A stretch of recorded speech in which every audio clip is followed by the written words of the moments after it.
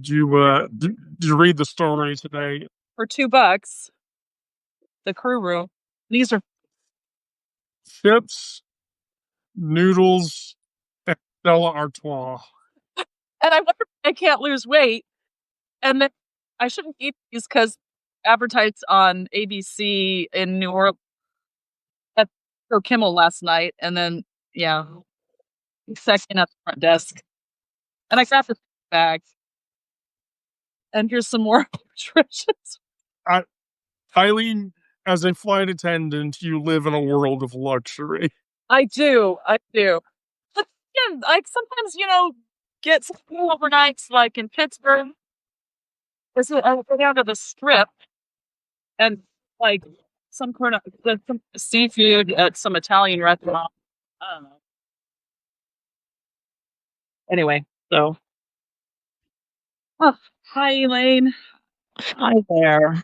You caught me bawling my eyes out. Why are you bawling your eyes out? Because I was watching this really sad episode of Law and Order SVU. One that it's from season 17, Transgender Bridge. Yeah, I know the episode. Oh my God. See, I have been super, super, super fucking depressed. And so when I get super, super, super, super fucking depressed, I restream old episodes of the original Law and Order. And so I've been doing that constantly. And so I've gotten through all of season 1 to 4, which that's the season. The first 4 seasons are Michael Moriarty as the DA. Mm-hmm. And it wasn't until season 4 season 3 was when Jerry Orbach became a regular on the show. And so I love that show. But when I get really I'm like the bottom of the bucket, zero depressed, and here's the psychology of it. You watch shit that you know when you get really sad and depressed because it's shit that you've watched before. And it doesn't require you to mentally process what you're watching. Well, it had been a long time since I'd seen this particular episode, and I'd forgotten the kid dies, and it was.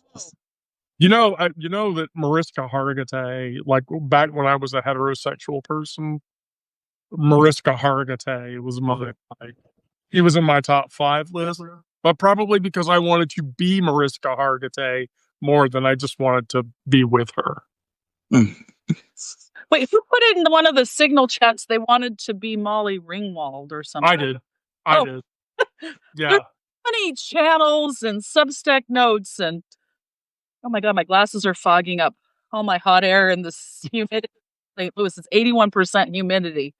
Where are you? St. Louis. Wow. Hello. Waving at you from Kansas. I know. Hi. I know Lisa's nearby. Elaine, I know you're somewhere. I'm in Kansas City. Lisa's they're all in than I am. On the other side of the state. Yeah. Yeah. So 1% humidity though. So did everybody watch Kimmel last night? Yes, I did. They didn't air it on the ABC station in New Orleans last night. They showed rerun entertainment tonight because Next Star, which is like Sinclair, refused to show it. So then I watched it from your link in your I didn't watch it when it actually was airing because I was already in bed. Yeah, I like Next Star and Sinclair. Hey, Rick. Next Star and Sinclair have been like viscerally in denial about the fact that the Kimmel show, they're not gonna run the Kimmel show. But I was glad I was in a different part of the country to actually bear witness to that fact that they did not play it. Yeah. Well, I watched it on YouTube about 1:00 in the morning because I woke up and I was awake for yes, you hear Kitty, Craig. I was awake until 3:30. We'll drag you and Rick on here in a second to talk through we'll talk through the thing. But yeah, I liked I liked that I liked that Jimmy Kimmel was, just kind of impish. I liked that, you know. Well, his opener where he was like, "Hold on, I got to get this."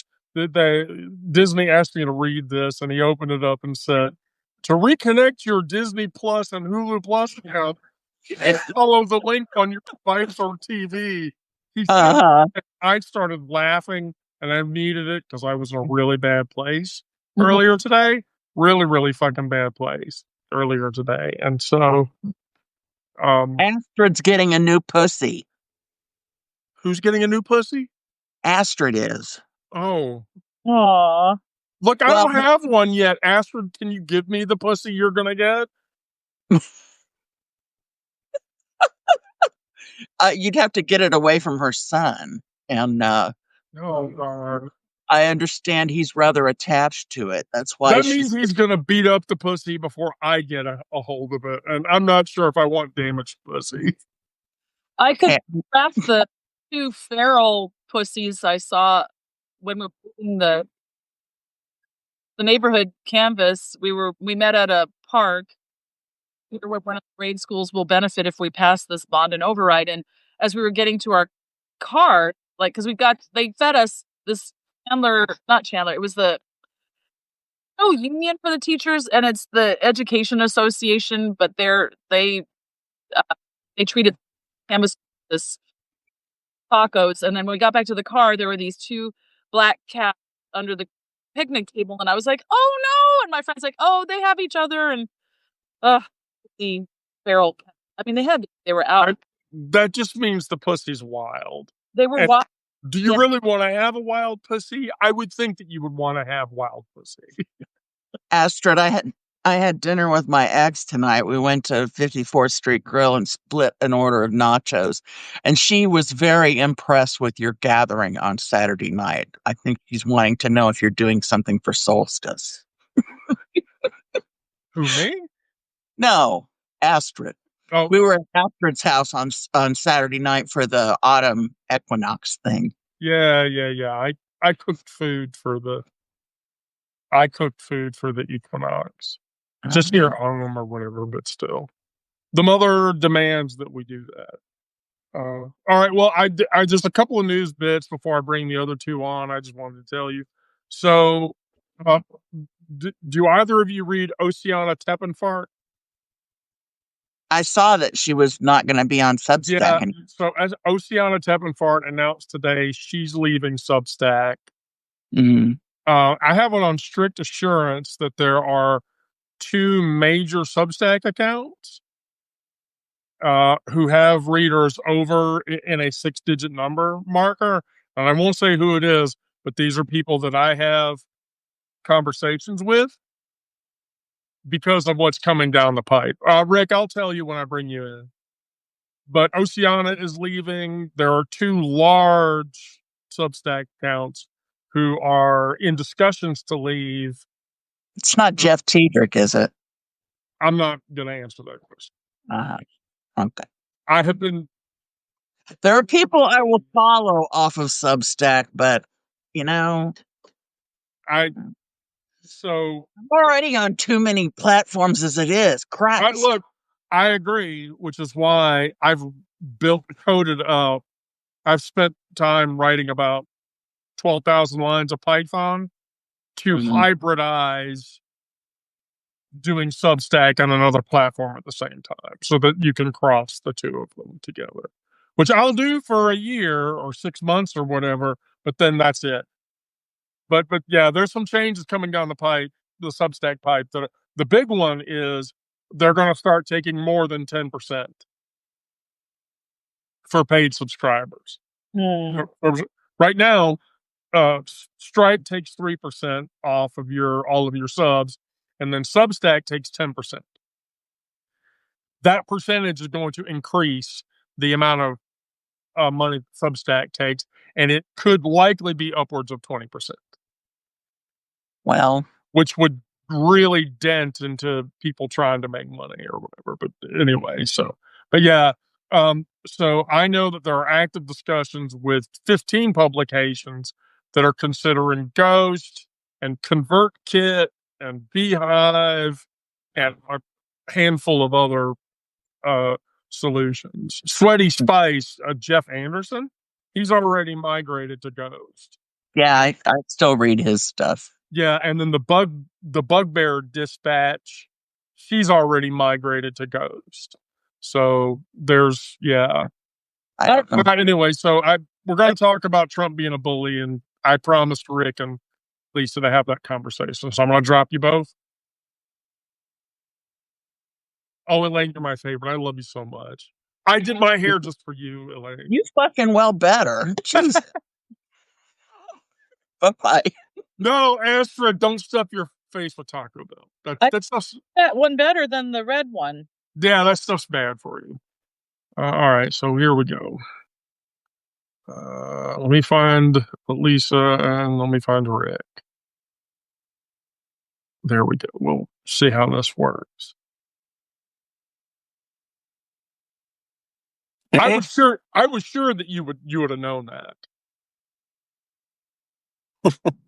I was sure that you would have known that. Hey guys, hold on a second. I gotta move my phone. Where the fuck is your partner? I don't know. She's there. Aren't you her keeper? Yeah, right. Hey, I'm in my So- evening lighting. So I'll just get the business out of the way. Yeah, there's a larger evacuation from the platform going on, and the reason for it, there's 4 reasons that people are leaving. One is the live thing. So lives have been confined to this little column. So if you're not in the top 2 or 3 of subscribers, that people won't find you unless your followers follow their notifications. Right. And they have no intention of changing that, by the way. Yeah, Hmm. which is kind of self-destructively stupid, but Right. yeah. So, and then the other thing is that, the percentage. So if Right. you're like me, if you're trying to make money while you're doing this, Substack is going to take a larger cut. Yeah, when you said 20%, I was like, holy shit. Yeah. That would take very little of what I do make and Yeah. put one very big, large fucking dent in it, to be blunt. So that's Yeah. What it is they took the 100 million in funding, but it isn't enough to support the infrastructure. On top of the fact that a larger body of the outside infrastructure can't handle the load, and then on top of that, they're taking DDoSs. They were DDoSed like 2 or 3 days ago. yeah, I think I actually got caught in the middle of that. Yeah. That I really do. Something really fucking weird And- happened. External latency affecting Yeah, that event, and I when can tell. you It say was that, I was on some edge server coming in, and it was Yeah, like but- you can tell. You've been at this lineup, when the denial of service attack happens. It's like that. The feeling when you're inside the perimeter of the core network is one thing, but when you're out on an edge server, out, in other words, 1 or 2 hops out, man, it just feels different. I don't know how to explain it. It's like one of those speech, sixth sense shit. So yeah, and I'm so that there's this what is it? Help me out, Wendy. It's this RH, the protocol, right? So I was looking at RTMP, real time. RTMP. Thank you. It's real time media protocol. They're Right. using RTMP, and what Substack does not do, and this is a problem. So when you stream on YouTube, YouTube load balances you between the primary and the backup. So if Right. their primary RTMP server gets overloaded, they just send everybody to the backup, and that's seamless to you. You don't ever experience Right. any like hiccup or whatever. But in Substack's case, they're running multiple servers behind one LB load balancer, Mhm. and that's the primary address. So as a hacker, if you're going to DDoS that, I just have to hit the Button. Yeah, I know. Right. You just go into that one spot. So yeah, I've had that. I'm a little. I'm really nervous right now about. I mean, and I'll just say this, like, stream of consciousness, which is very nervous about the fact that shit's getting to, we're doing atomic division, atom splitting again, where we Yeah. take a group of people that were fairly cohesive in one platform, and now you're talking you're going to have exits, and then you're going to have out of that, where the fuck did they go? And then you're going to have out of that, everybody loses because now you don't know where to find shit, or you're going and you're like an octopus. You're like trying to figure out everywhere, right? It's just it's so infuriating to me that for as much as they do take from as many small places like this, and then my other beef with it, like I to tie it back to the Kimmel shit, which we didn't. I don't know if you talked about it at all, but the thing Oh, with we're about to. right. So I'll lead in with this particular thought, which is I don't give a shit about Kimmel. I love him and everything as a comedian, but the really big deal I've been pushing, and I feel in my heart, in my mind, in my soul that it is important that it's the little guys behind Kimmel, the hundreds and thousands of little people like me, like you, like Lisa, like every single one of these people who don't have, a big following or a giant platform, and all of a sudden we're sitting here. First of all, we're looking up to the sky, going, where is that goddamn bone crushing lawsuit going to come from? If Trump is tweeting out this shit that he's like, oh, we're gonna try out. I just flipped over to the Bulwark, and I was listening to what's her Tim. name, Sarah? Oh, Yeah, Sarah Longwell. Tim and Sarah, they were going at Yeah. it, right, about the whole thing with Kimmel, and the same exact, that Trump basically has this, pardon my language, is hard on for this particular ABC thing that he's now going to test it with civil suits. He's going to test it with all sorts of way. They're going to start to yank FCC licenses. Is that what's next? And then is it more importantly to me immediately is the oh my gosh, are you guys going to have, basically send your army of little minions out there to find the people like me, like you, like everybody, and start just suing us into oblivion? Because I'll tell you, my checking account won't take it. I mean, So here's the problem with that. This is why this makes Substack a problem, and this is what you have to be aware of. mhm, Substack becomes a target for that because you're not paying money. hmm, So in Ghost's case, in Beehive's case, in ConvertKit's case, in all the that you're buying a product. right, okay, So even in Ghost's case, you can self-host your instances somewhere if you're so inclined. right, I was comfortable with just having a Beehive instance that's paid for, and I've already talked to. I have a cozy relationship with their developers right, because their developers are like, well, we want to do the chat thing, and I'm like, oh, I've already coded Python for a bunch of that, and they're like, really? Can you? yeah, Yeah, sure, of course, or whatever. Um, but regardless, Substack becomes a target for that, and the reason for that is you're not paying for it. Hmm. yeah, You're well, getting paid for it, but you're not paying for it, and so because you're not paying for it, that makes it a target for somebody like that, which goes right into the bully thing that we were going to talk about tonight. So right, this is the first time that I'm well, not the first time, but I've been hearing rumblings about this happening with Substack and the destabilization of the lives and all of that. And I wasn't familiar with Ghost. Is Ghost like Beehive? Is it that Yeah. type of So a platform basically, too? so basically, like MailerLite, ConvertKit, Ghost, and Beehive are just Newsletter. just Mhm. newsletter platforms where they kind of blend. So in Ghost's case, like its big strength is you can self-host it. You can put it on a server somewhere and host it yourself, and you can do whatever the fuck you want to do to it. In Beehive's case, they took the approach of Substack, and so there's internalized boosting and recommendation mechanisms against the publications that own the product. And you get access to that. And then the other thing that Beehive did was they allow for ad network. So, like next week or whatever, I've been approved for like 7 different ads for all 10 of the publications that I'm bringing over. And so those people can independently connect their Stripe accounts to their publication and then use the ad network to make money. Hmm. Well, yeah, and I'll tell you the other thing I noticed, or I just zooming out really far from this thing. I look at the David Pakman show. I look at Brian Tyler Cohen. I look at all these guys, and then here's a number that just blew my mind. I came across this last winter sitting in this exact chair in this exact room, and I was following different things for different reasons, but.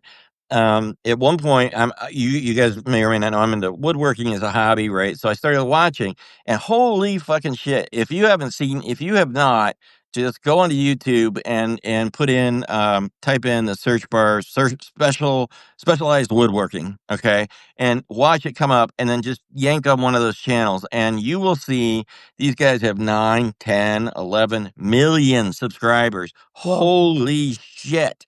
They have, and they're not. And then you look at Pac-Man, and he's small potatoes compared to the guys who are gluing together furniture, for fuck's sake. Why is that? And I sit around and I have racked my brain 100 ways to Sunday to try to figure out why would that be that way where, somebody wants to watch and is so transfixed with how to put together these very beautiful pieces of woodworking and furniture. That's not my point. My point is, holy shit, they literally are in the hot, like 10, 12, 14 million subscribers that are all tuned into that. And there's got to be a reason. I haven't come up with the answer to that yet, but I would, I also sit here today and go, hey man, this would be just great to fuck off with Substack and the video. Just go straight to YouTube, at that point. So here's the thing I'm going to tell you. It's all about SEO. So the amount of search engine optimization that you're allowed to do within Substack is about this much. Yeah, I know. What you're allowed to do at YouTube's level and at other streaming services levels like Twitch, yeah, that much. And so right. So I just purely because I have my SEO on my YouTube account is pretty, I would say is pretty, I mean, it's not like perfect, but it's okay. Every short that I post from Substack goes into the 5, 10, 15, and 20,000 impressions. So I get 5, 10, 20, 25,000 views on those posts. And, anywhere from 40 to 100 likes. Mm-hmm. But that's what it is. You're tailoring how people are going to find you. In Substack's case, they don't give you that kind of power. And to be honest, they don't want to SEO, because if they did, it would increase traffic, and their infrastructure is already straining. Right. Tremendously straining under the weight of it. And so they're not, at this point, Substack is they're going to have to partner with somebody to make it work. Well, that's why that's again, coming from corporate, it boggles the mind. It almost stops my mind into a nitrogen frozen trance, because I sit there and think this shit is stuff we dealt with.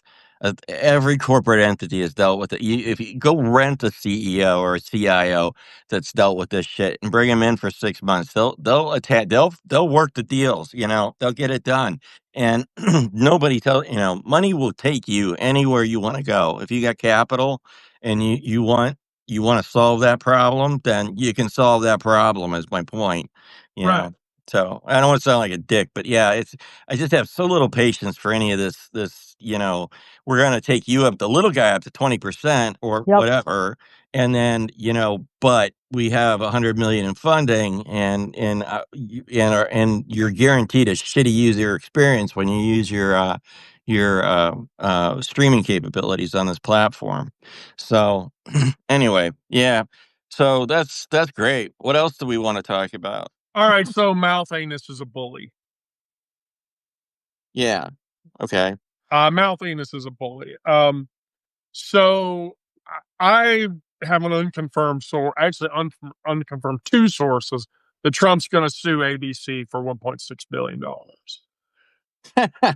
So we're going to go into what we call, what did Tim Miller call it? Like civil fascism, civil suit fascism, right? We're going to sue we're gonna sue the, or maybe it was Sarah, I don't remember, but one of the two said this whole thing, and JVL was like, yeah, that we're gonna just, every time somebody gins up a fuck you back to Trump, he's gonna whine his way to the Supreme Court, get on the rocket docket to the Supreme Court, and have somebody rule in his favor or not, right? Right. And so once again, here we are at the same this is like another one of those where it's happened and it's happened and it's happened and it's another thing.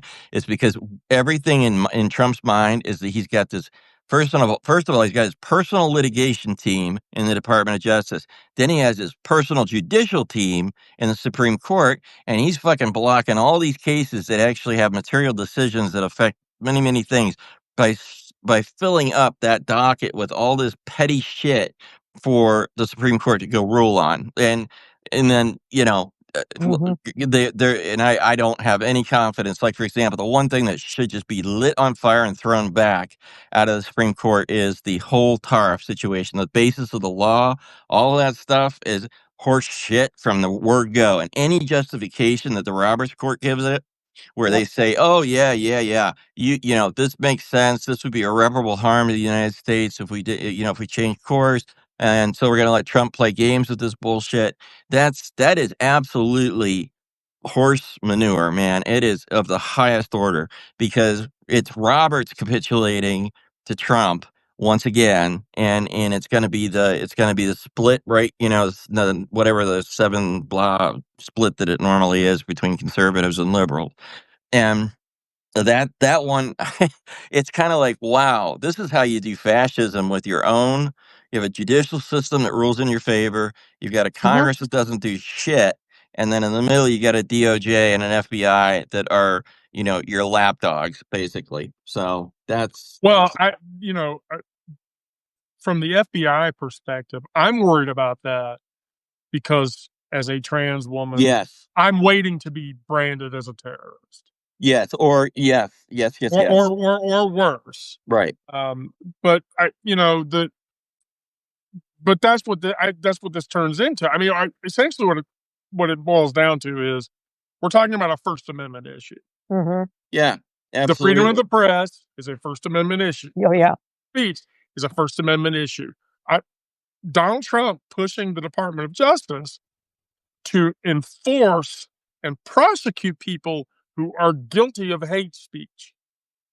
There's not a world that I live in that I can't imagine that would go all the way up to SCOTUS, and SCOTUS would say, "Okay, you can start arresting people for hate speech." Right, because hate speech has absolutely what? Oh, zero precedent in law. There is none, absolutely none. The definition of hate speech is not defined. That is the essence of it. It's just like Antifa. It is not. It's not fucking defined. I don't have a membership card in my wallet. I wrote a comment on it was kind of a long rant comment on one of Ellie Leonard's posts about just how fucked up this was, and I signed it, Rick, not an Antifa member, and I put it in parentheses just to be sarcastically funny. But it's almost like you have to start declaring yourself now as, no, I'm not that. And I think about you all the time on this, because you and all the rest of the trans community who's dealing with it, because they're looking for a fucking reason just to pin it on your forehead, That's like right. tail on a donkey, man. Bang. You're it. And then what happens? Everybody fucking pays the price, because when does it stop? When, like I was talking, I was with my wife. We had a weird day today, just a long story, but we were at lunch, and I on the way home, I was talking to her. I said, what if I just started wearing a dress at home? Would you give a shit? And she said, look at me. She said, no, no, no, I wouldn't really. Because we were talking about Eddie Izzard and Oh, I love trans and Eddie all this other Izzard. stuff. Yeah. Right. Well, we were doing this thing. I said, about his 1999 special, Dress to Kill. And I said, that guy fucking got on that stage and just nailed it, Yep. for the just the look. Right. And I said, what if I decided to start dressing? My wife immediately said, well, you got to get rid of that gut. Like that's the first thing. So we're gonna have to get you. She is an Asian Chinese honest woman. Oh, that's good though, right? Right. You got the moobs and all that going on for me anyway. But the whole thing was like, yeah, okay. And then let's say I wandered out in my garage and somebody took a picture with the door open. Okay. well, I got pictures of JD Vance looking pretty goddamn close to a woman, if not even better. So does he get the Antifa sticker or not? Or does he get the terrorist sticker or not? Here's the thing: if that goes up to SCOTUS, I forget which appellate judge it was that said this. That'll turn into the pornography definition. So you remember the pornography definition? I don't, but I know what Okay, you're so talking about. I'm talking about obscenity laws. So Yeah, the I don't obscenity know. law, yeah. I don't know what obscenity is, but I'll tell you when I see it. Yeah. And so that's what hate speech will become. Hate speech will be. I don't know how to tell you what hate speech is. I just know what it is when I see it. Yeah. When you see it. And That bullshit. I hate to say this, but Charlie Kirk. Are you listening, Substack? I'm talking about Charlie Kirk now. Charlie Kirk was guilty of hate speech. Oh, yeah. Oh, Even though they're trying to brand him that he was like this saint that was just like so accepting of so many people. Yeah, no. yeah, I mean, I've literally, Wendy, just FYI, if it ever comes in handy, just in we share content and all that, but if it ever comes in handy, I have clipped together over 70 fucking comments individually made and of Kirk saying it out of his own fucking pie hole that is absolutely the most hateful, bigoted, racist, fascist horse shit you can possibly imagine. I'm in a really good mood today, by the way. I want everybody to know I this. mean, I have an article in queue. Like, if you're going to do something like that, just tell me when you're going to do it. I'll publish mine on the same day, and I'll boost the shit out of yours. And then, so this is another thing that I'm going to tell you guys. So, we do this like cross posting thing on the other Right. organization. Yeah, I've rewritten that entirely. So all of you guys get basically your own page on the Beehive version of what that is, and it doesn't matter. You can write about whatever the fuck it is you want to write about all day, and my Hive readers are all going to experience it or whatever. But yeah, like if you publish shit about Charlie Kirk said all of this, I have the same article. Just hit it all at once, and I literally am going to say, "Hey, Substack, fuck you, Yeah. Charlie Kirk," because I'm Right. waiting for those bitches to come to me and say, Mm, "You're violating terms of service." That's the other thing. Is the that TOS shit. Yeah. here's the thing. Yeah, that's the other thing. Like in the next couple of months, terms of service is going to change drastically. Sorry, Craig, by the way. Yeah. Yeah. So, wow. Okay. Well, shit. That's going to become, we'll see where that goes. Right. And then the question I have, and let me throw it back to Lisa and you, Wendy, on this is, okay. So just like the proliferation of the let's get organized as liberals groups that seems to be and it seems to be going the other direction. In other words, there are more groups that are showing up that want to organize protests and do these things. Okay, that's one. And then two, you've got just the same thing with a number of platforms that we're now going to get ourselves spread across potentially. Now, this hasn't happened, but the question is, how do you reverse this? How do you reverse course so that instead of driving towards how do we split the atom yet another way? How do we bring it back to here's the atom? It's a really big uranium-235. I'm sorry, be techie, geeky, weird, but it's a big ass atom. Okay, we're a constellation of all these connected things, and one force holding us together instead of 5 billion things. So that's my question to you guys. What do you think about that? Well, this whole thing too it's very disconcerting because how you keep saying that, like all of these platforms keep doing this over and over again.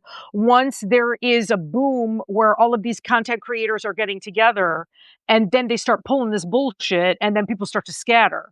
You know what I mean? It's like, that's very, very unnerving to think about. But of course, like this, these big companies have a corporate structure, Yeah. to it.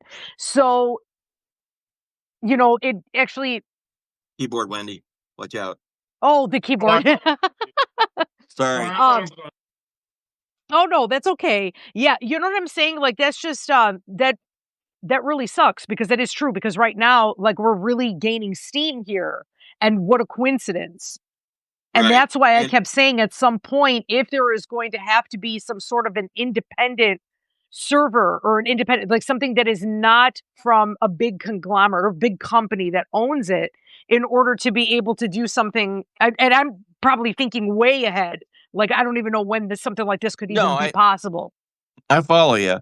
I mean, it's a thing where I don't know, Wendy. What were you going to say, if anything, about the the splitting you have the protest channel on Signal.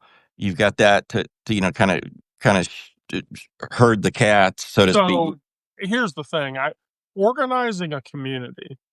It's easy to organize a community when you have multiple channels in which you use to organize that community, because once you establish those channels to organize the community, wherever those endpoints end up going shouldn't make a difference.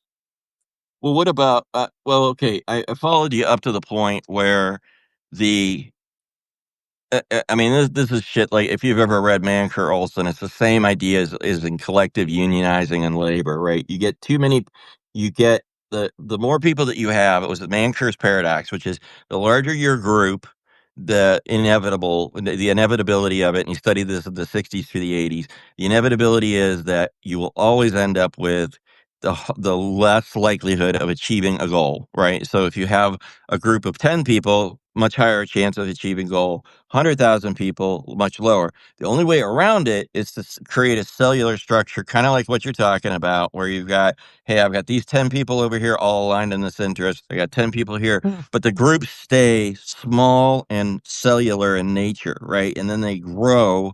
And then over top of that, there's that layer. But that's all theory. That's never been proven. And that's the problem with Olson's work. Rick, I'm gonna have to tell you, no, that's already been seen. Yeah. Oh, I mean, that already exists in the paradigm of what you see with Midas, what you see with Yeah. Jet, and what you see with the Wonka.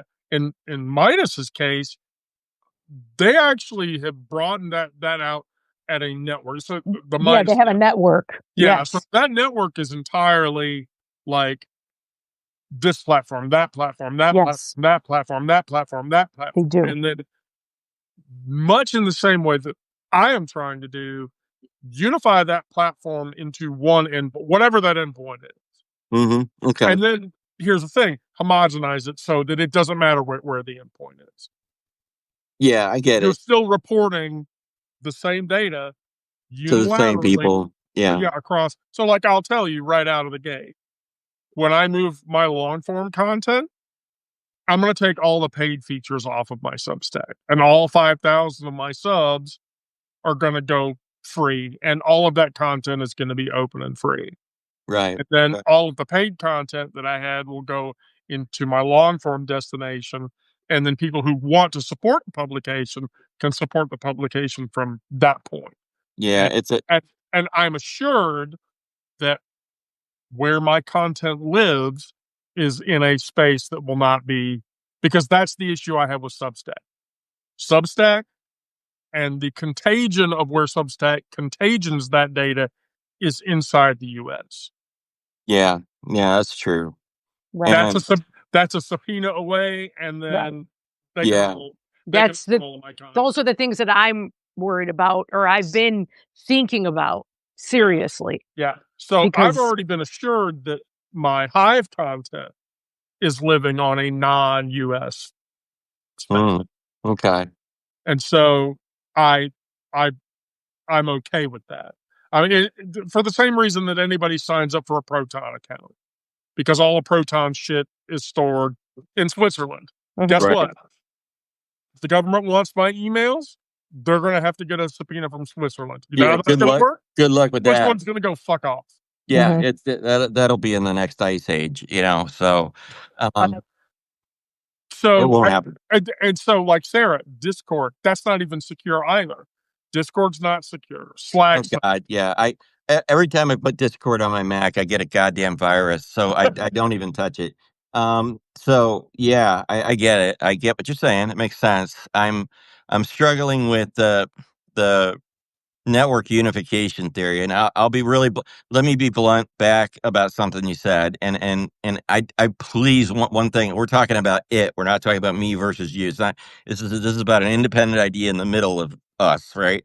So my concern is the variation you get out of the Midas network, right? So there isn't a for example, there is no dispatch mechanism to route news leads on anything throughout that Midas Touch network because, and when you think about it, that's how mainstream media really actually lives, breathes, and dies right now. If we could do it better on the Midas Touch network than they do in like ABC, CNN, Fox, especially Fox News, if you had something when the news drops that Trump is going to do X, right? Or just said the most batshit crazy thing. There is no way in the Midas Touch network to go assign that thing to or put it out there on the market to say who wants to go fucking knock on the doors, talk to the people, do whatever to give them that assignment so they go, yes, that's mine and I get paid for it, and and so it's that piece, it's the outbound dispatching that's always created a problem. That's actually not all that. That's not that problematic.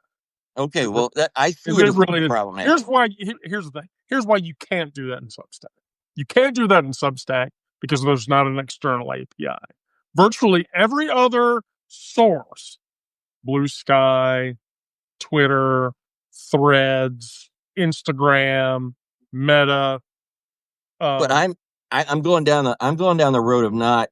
This isn't a tech bound conversation. I understand where you're coming from, but what I was trying to say is it's if Midas Touch actually wanted to do it, they'd figure out a fucking way to do it. It needs a dispatch mechanism. It doesn't have it. That's all I'm saying. Yeah, but from purely from a technical perspective, yeah, yes, that's possible, and yes, I've already written a shit ton of code to do it.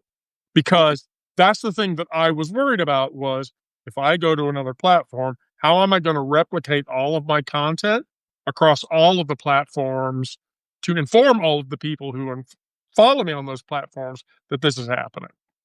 And so, to a larger extent, I think that my Salus brothers have actually done it, but I also think that they have a certain amount of, and I hate using this term, mechanical Turk going on. yeah. You understand what mechanical Turk is? No, well, go ahead and explain it because Okay, so mechanical Turk is an example. So when Ron Flipowski drops something on Midas, his Blue Sky account updates, his Threads account updates, his Twitter account updates, yada yada yada yada yada yada yada yada yada. Now, for the services that have external APIs that you can use to do that with, it works. I've written enough Python to actually right. to actually do that. But here's the problem. In Substack's case, you can't because the API they have doesn't allow the technicality to do that. So what does that mean? Mechanical Turk. That means that Ron Flipowski is having to manually post to Substack and then hit his automations for everything else. Yeah. Which expenditures a huge amount of energy. So here's how you see that. You see his Substack posts go up. I guarantee you, and I've timed this, 2 to 3 minutes later, it'll hit everywhere else within 3 seconds. Yeah. Because of that delivery subset. So now, like I said, writing 10,000 lines of Python on a server where I say, here's the URL, here's the text, hit all of the platforms, and then I have to go and hit manually all the other platforms, however many those are. Substack is one of them. I've been doing that for a year. Yeah, I don't want to. All of my socials get updated with my shit in 4 minutes. Yeah. I still have to manually post shit on Substack. I get it. I got it. And I think you're right on the technical level there. I just I got to think about the other side of it. So meaning the business process, right, should always be the guiding light, right, or the North Star. And in this case, what we got is what we got, and it's not necessarily working for all the cases that we needed to. So did we have No, and I think a larger problem is things are going to be made more difficult to make that likely. Yeah. Well, and that's gonna become the snake eat. That's gonna be the Ouroboros, right? It's gonna be the snake eating its own tail, and that'll create a problem, and infinite recursion problem, and that's it. Sound effects free of charge. So, anyway, um, were we going to talk about anything else tonight? Just I was going to talk about Kimmel or whatever, but I was really just sort of very upset by the whole, um, the ice thing today. I couldn't process that. Catch me up because I've been on the road all freaking day. Okay, right. So 2 ICE detainees were killed at a Dallas. detention center In Dallas, right? Was it? in Dallas. Yeah. Well, there was a shitload more shot, though, right? I mean, those were just the fatalities. And the person committing the crime was billed as an anti-ICE person, and so it's that happened. Oh wait, so that now we're gonna fucking peg another liberal. Excuse me. On By that. the way, I want to point out that, oh my God, how much has Tyler Robinson's narrative died since he's not trans and he's not left wing and Well, one thing that really, we talked about it, but one thing that really bothered me that I saw yesterday was Tim Miller was on a Pierce Morgan, and not to I like Tim Miller, he was on the panel. I know. He was on this panel, and it was Carrie Lake was on there too, and they just keep perpetuating this narrative about the left-wing ideology, because obviously all of those things are anti-fascist. What he wrote it's just clear, like what he wrote on the bullets and all of this crap. And Tim Miller didn't rebut not one thing, because it almost felt like he was being apologetic. And the left does this a lot. David Pakman was doing this a lot. However, I do agree with them. It's not confirmed. The Groyper thing is not confirmed. Neither is the left wing thing. Although, but who controls that confirmation, right, Lisa? Think about that. It's fucking the FBI. What the fuck are they doing? Okay? Exactly. Now that's one thing. But then if you want, even if you're speaking that we don't know confirmation, right? Well, just as much as Carrie Lake keeps on insisting that it's the left wing, Tim Miller could just as easily say there's a lot of evidence pointing toward these Groyper people and Nick Fuentes and all of this stuff. Except he was like, "Mom," everybody's. Oh, really? Okay. Yeah, I was screaming at the TV. I'm like, "Dude, what is going on here?" What my take was on the other side when he was talking with Sarah and JBL, right? So he was like, in the title of the podcast was Tim Miller loses the will to live during Piers Morgan or something like that, and it's like I believe it, because he was just getting his ass it was like 5-1. I can't imagine, because you're on this panel, obviously, and you got these oh my God, these people are just awful, bad faith actors. I mean, it's just disgusting, and I can't even imagine. And he's boxed in. He's boxed in. He can't go too far out of the coloring lines, right? It's got to be within this parameter. It's why that motherfucker got fired from CNN, because they asked him the wrong question. Was that CNN or MSNBC? I'm sorry. Either one. Whatever. The dude was making a comment about something that he was asked to make a comment about on how do you take this particular thing. And it was about Kirk. And he said something. It was really benign in my mind. I watched it. I wish I could give you more details on who it was and where it was, but the dude ended up, I think it was MSNBC now. The fucking exec VP hands out this apology letter. I'm like, what the fuck are you doing? Of course. Because seriously, this guy who's not even one of those he does not. You do not bring this guy on to give that answer to that question. He's the wrong dude for it.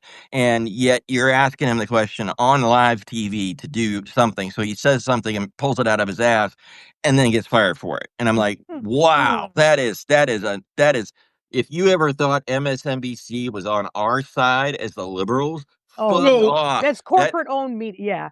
Yeah. That's like the double-ended resolution to recognize Charlie Kirk, and so five fucking Democrats who said yes. Yep. I lost my shit on that, Wendy. But when you read the verbiage, it was like you either if you say yes, that means you're supporting that he shouldn't have been killed. Yeah. But if you say no, you're saying that he should have or whatever. Yeah. It really fucks Ridiculous. you into a corner with the language. That's a bunch of lawyers in Congress for you, Yep. though, right? Yep. You know, Mhm. You know, like, so, like, yeah, I mean, do you believe the Democrats are on the side of are on the side of progressives, especially over the Kirk issue, and people are so afraid of retribution? Oh yeah. I mean, It's the like retribution fear is fucking huge they're like now. self-censoring. Yeah. Yeah. You know what? I'm not going to say anything bad because I could get killed. Yeah, and and it was so graphic and so violent and so visible that all three of those things are stuck in. It's burned. I can replay Charlie Kirk's assassination in my head with I know. by the via of a blink. I can just think it, and I it's know. there, Yep. and it will be there for a long time because it's essentially induced trauma. You're not. That is not what you are normally supposed to No. see. And Terrible. you can sit and watch a movie like Cocaine Bear, and it's incredibly gory and violent, right? And you know what I'm talking about, right? If you've seen this I fucking love that movie, movie. so do I. I love Cocaine Bear. I do Yeah, love that movie. but you compare the gore in that to the Charlie Kirk thing, and Cocaine Bear went hands fucking down. They more gore, more oh my god, but yet it's not real, and your It's not brain knows real. that. And the That's it. real one is right there. You just would click, And so I'm up to my gills right at the moment with of self censoring because it's like no, Yeah. because I any know. more of this Yep. and we're going to all be walking around because if we listen to Trump, right, he's got his big this out and he's going to do civil suits on everybody until we're all dead. And it's like, well, okay, fine. What else is there? And the truth be told, I said it on our show, the Lisa Me show, the other night. It's like there's $74 fucking trillion sitting in the bottom 90% of Americans' pocketbooks in cash. The problem is a lot of it's tied up in debt and a lot Yep. of it isn't directly manageable. In other words, it's offset by debt. So you have this much cash, but you also have this much in credit card debt or consumer debt. And so if we could mobilize that 74 trillion fucking dollars, even a fraction of it, to put pressure on these companies like what happened with Disney Mhm. when Kimmel happened, 6 billion out of fucking 74 trillion is that big. I mean, my hands are Yep. that's a grain of sand small. And it's like, yeah, we could do that. We could pull that off. We could vote with money and make shit happen a lot faster. And you could put Trump back in his place real quick by having just mobilization of that money to be able to say a tiny fraction of it, guys. That's all we need to move the markets. But don't say you're moving the markets. Just say you're rewarding the people who deserve to be rewarded, and you're pulling funds from the places that do not deserve stock value in their funds because they're dipshits and they support. You take 20 billion out of Meta in their bottom line at just one day. Fuck, they're Mhm. screwed. Mhm. Their capital will go right out the window because nobody will loan them money. Be like, oh, you're Well, too vulnerable. that's the thing that makes me believe that we finally reached extinction phase. Uh-oh. You- Okay. Do you understand the concept of extinction phase politics? Uh, no, maybe not. I don't. I Okay, don't. so that's the idea that basically the dial has gone so far right that Is extinction this? phase happens, and that's the public is basically going to turn on the political machine. Yeah. We're so close to absolute civil unrest Oh yeah. that I've been everything that's waiting for it. happening now. So Trump threatening to sue ABC, and Trump threatening to do this, and Trump threatening to do that, and that's all extinction phase politics, Okay. which says Yeah. I have to do this now because if I don't, when they rebel against Yep. me, it'll all fall apart. Yeah. But here's the Well. problem. If you're already that desperate, philosophically, you're already that desperate, you're fucking up. And you're Yeah. not going to be able to do it anyway. Right. Yeah. Now, So, I hate to say this, but that's what happened in the Carter era. In the Carter era, stagflation got so high and yeah. unemployment got so high, and Carter kept saying, we'll fix it, we'll fix it, we'll fix it, Mhm. we'll fix it, we'll fix it. And then But suddenly, when he and Reagan went toe to toe with each other, Reagan won by a complete landslide. Right. It wasn't even Carter's doing. Yeah, and it's like that's the thing that's like, oh my God. And in Carter's case, you're right. It wasn't that Carter had done it himself. It was that Carter didn't know who to hire for his cabinet, Right. and his people fucked it all up. Right. Yep. But Yep. that's what we're talking about. And so, like when Ted Cruz says you can't prosecute somebody for free speech, when Ted Cruz says that, Yeah, really. you're like, okay, now we're in the fuck shit. off. Right. No, now we're in the shit. And so, like, when that happens, and so I hate to say this, but from a philosophical perspective, it's when opposites turn towards each other and meet in the middle, that's when the solution happens. And the solution invariably means whoever is the cause is the person that's going to go down. Exactly. That's what I've been waiting for years, but it's like I really think that we've gotten closer to, like, we're on like the 2-second mark of the doomsday clock. Yeah. It's the Donald Trump falling apart clock. On top of the fact that, yes, it's very clear he's unhealthy and he's unwell. And I mean, the UN performance itself was just, oh God, you're all going to hell. Okay. Yeah, I ranted about that already tonight, but that was 25th Amendment shit right there. I mean, you show that. You're going to hell. Okay. Yeah, wild. Because of your fucking windmills off the north coast of Oh, Scotland. I don't like windmills and solar panels because of the way they look. Yeah. So he's full of shit and all that, but that at the end of the day, he's got to get the fuck vacated. And then what I think is already set up, and this is the problem with it, right? You take, I'm going to combine a couple thoughts. One is the theme from Kirk and Tyler Robinson, right? And the Groiper, or whatever name you want to fight, the Joker is what I call it. I don't use Groiper. I call it the Joker scenario, which is burn it all fucking down, chaos, right? Yeah. Take that one, you put it over here with J.D. Vance and Peter Thiel, and you put all three together, and maybe there's a fourth or fifth actor in there I've missed, of course. But at the end of the day, the burn it down is in progress. We've shed all the expertise in the mid tiers of the military to have any fucking idea what to do when somebody lights a bomb and aims it at us. And then we've lost the intelligence community, and then we've lost the FBI. So we have no internal ability to respond to a shit ton of military or external military and or internal domestic threats. And then you take the chaos machine and the chaos monkey that's running full steam ahead, burn it all down. This is the dark MAGA that fucking what's his Elon. name, Musk wants. And and so we're ended up in this scenario that it's like, well, nobody seems to see, I drive down the road and I listen to NPR sometimes. I'll turn it on for about a minute, and that's all I can take anymore because they're so calm and they have such a peaceful voice.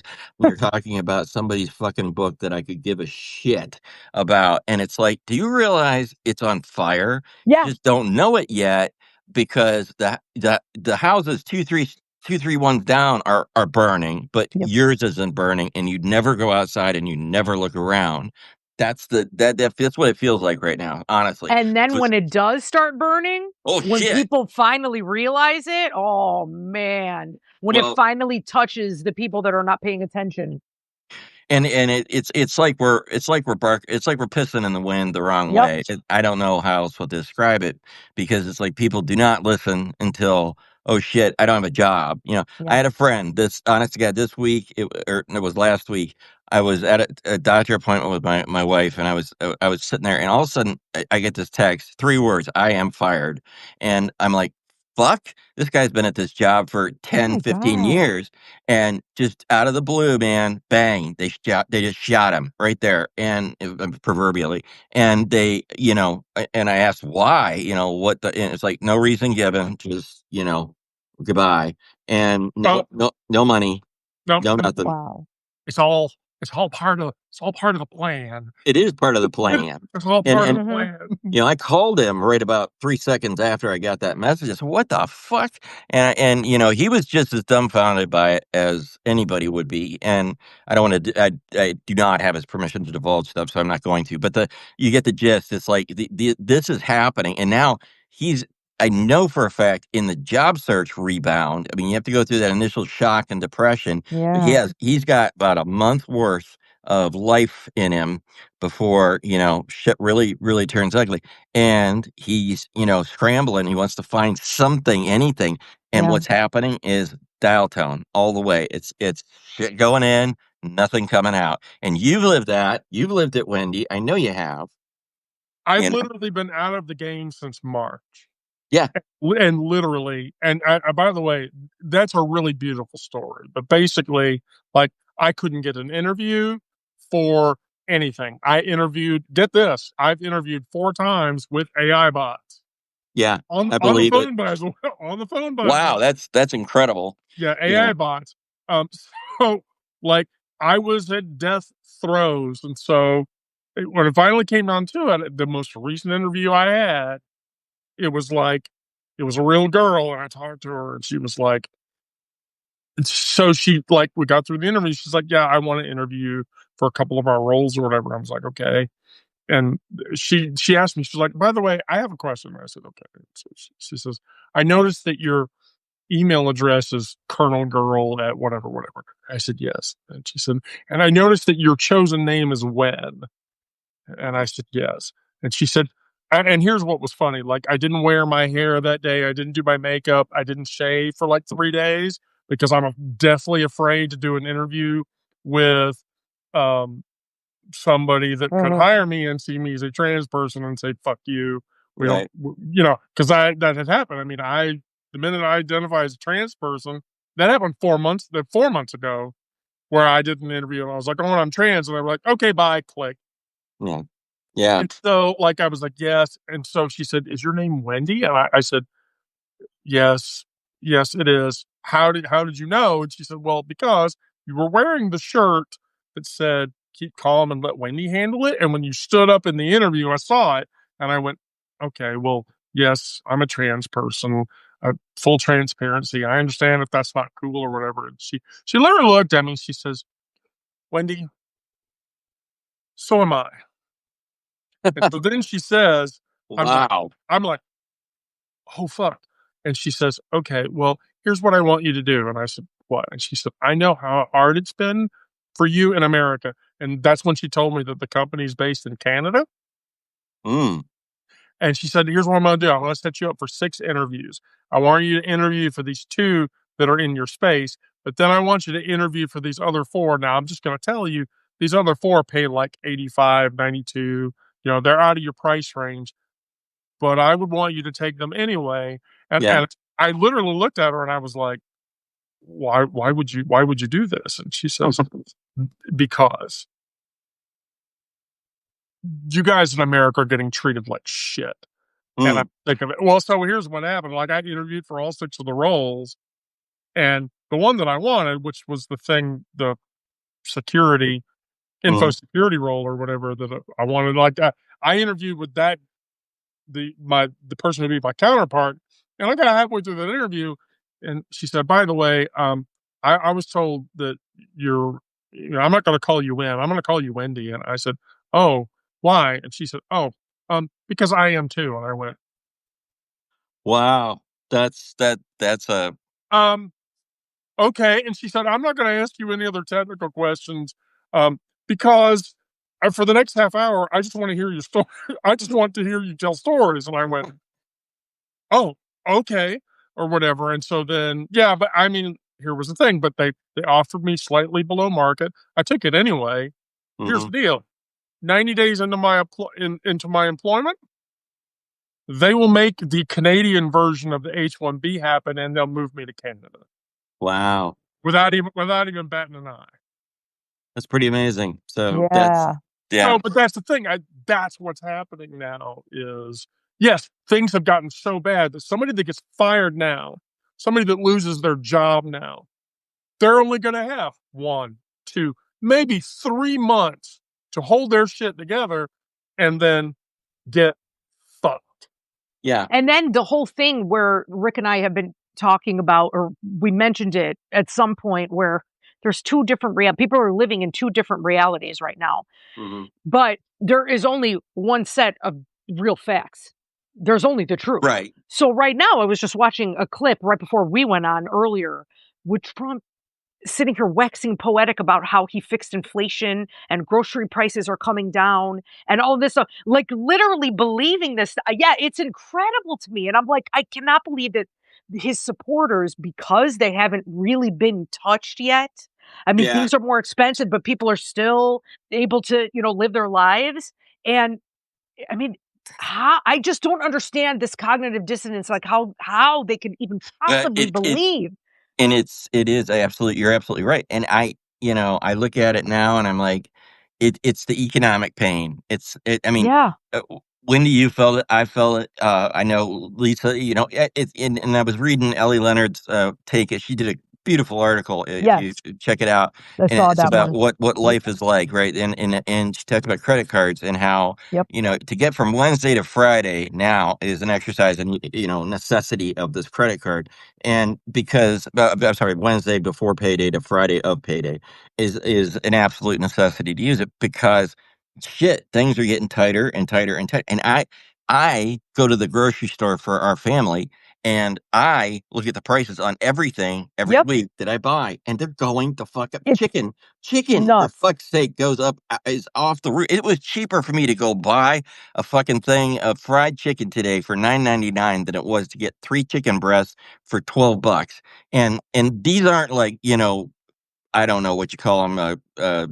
This was the cheaper chicken, not the expensive, where they feed them whatever in a free range Oh, stuff. they are, yeah, free range organic, yeah. This is the plain fucking store chicken, and it's Oh like, my God. oh wow, 3 breasts for that much, $12, and shit.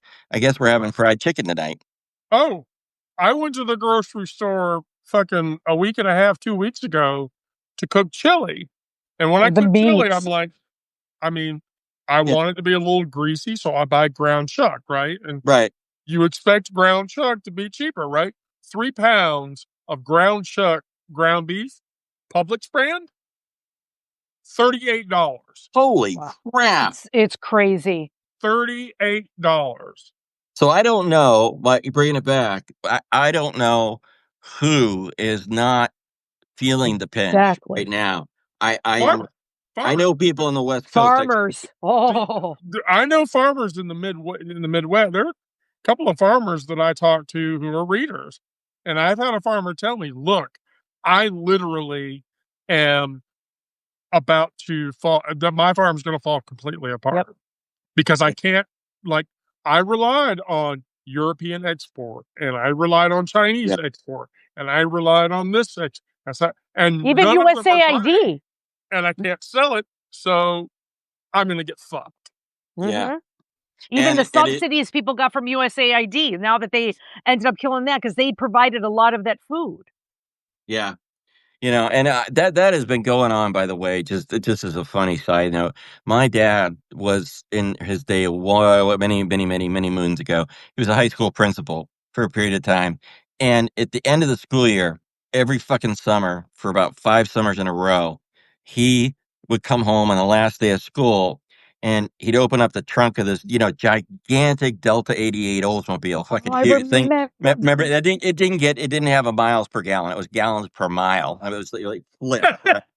And so he pop open the trunk, and we had to haul in the stash of food and put it in the basement. It was all government food. It was cheese, it was fucking raisins, and you know what? I found out. I learned from him that the cooks put the fucking raisins in the brownies and in sometimes the ground beef to just get rid of it because they had so much. And this was the leftover that they couldn't figure out how to stuff into other food. So we would eat it all summer long, and it was like this is the most disgusting shit in the world to ever have to consume. But it's all right. We were a big family with tight income coming in, so it was like, yeah, okay, fine, we'll eat it, no problem. It beats nothing. It beats eating, like Eddie Murphy said once. It's like he was talking about poverty. He open his grandmother's like, open your mouth. You're gonna eat an air biscuit. Yeah, that's right. So. So yeah, shit. We were glad to have the cheese anyway. So that's why. Yeah, I don't know. So I don't know where I was going with that thought, but that's it. That's all I got. No, I agree with you. God, we're like way over the top of the hour. So. Oh, wow. Oh, Yeah, we are. Yeah. All right. Got away from it. I hope everybody was satisfied. Yes, I thought this was great. I love Yep. doing these. Ralph Yeah. Crew, that was I had the banana milk too, by the way. That I did, yes. So for that comment, I just want to let you know. You had Um, what? banana Banana milk. milk. Banana pudding came in a can, big ass gallon can, and then powdered milk, and you combine Oh. it. Yeah, it works. It really does. It's fine. You need Oh, it's a that's lot of interesting. calories. It's a shit ton of calories for a I teenager. bet. That's all that matters, right? Right. Forget whether it's carbs, protein. Fuck that. It's just I mean, raw milk. no, oh, God, no. That's too associated with RFK. For fuck's sake. Yes. They sell that at a grocery store here, by the way. Is that goddamn raw Look, milk I just right on there? for a closing thought, by the way, I just want to say you do understand why the Tylenol thing is bullshit, right?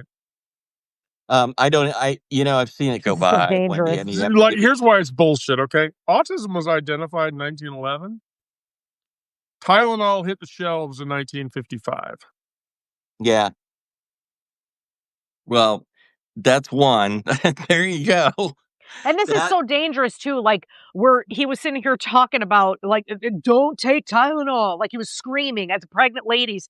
And I'm like, do you realize that if a pregnant mother gets a fever, that's very dangerous for the baby? It cause birth defects. Like, that's why they give them Tylenol, like, right away to reduce the right, fever. Like, right. what? Yes. And he's like, well, maybe you'll have a little bit of pain, but it's worth it to, keep off of Tylenol. I'm like, oh my Yeah. God. It's a really things have just gone upside down, and we Oh, haven't it's even. insane. So hey, well, guys, I'm gonna have to Yes. go. I know we Yeah, all are. Yeah, same. yeah, yeah. This was Yep. great. Yeah, Have a this was great. awesome. Yep. Thanks, guys. See All ya. Yep, right. See you guys later. yep. Don't have too much fun. Wow. Okay. Well, great night. Thank you, everybody. Per the usual, if you're a new subscriber, please subscribe. Although, as indicated earlier in the live, we're gonna be moving platforms, but that doesn't mean that we're not gonna do live sessions on Substack. Those are gonna continue, and that we're going to continue to produce content hybridly between all platforms. That's all going to get worked out. I've written a bunch of code for it, so it'll just work. Don't worry. But with that, I will tell all of you, get into a safe space, get there and stay there. Um, I can't do this without you guys. We can't do this without each other. Let's keep meeting every night so that we can talk through all of these things and make ourselves feel more safe, more secure, and more happy. Tomorrow at 1 o'clock, there's the trauma talk with Brandon and Miranda and I'm actually working on the subject for that tomorrow. So we'll have trauma talk tomorrow at 1, and then we'll meet again at 8:30 for the regular evening live. And so with that, I will tell all of you, be safe out there, be good, um, you know, do good things. I love you all, and good night.